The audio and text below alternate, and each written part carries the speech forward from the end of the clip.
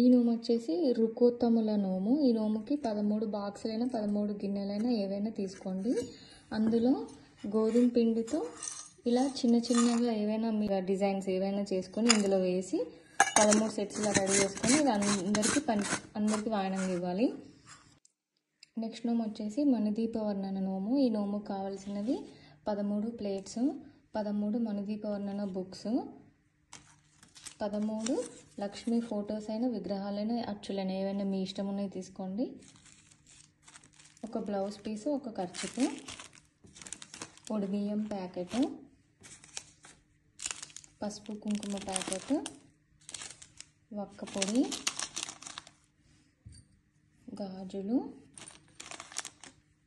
ఇలా ప్రసాదంకి ఒక బౌల్. అన్ని 13 సెట్స్ ఇలా రెడీ చేసుకొని గౌరమ్మని పెట్టుకొని నోముకొని అందరికీ వాయనంగా ఇవ్వాలి.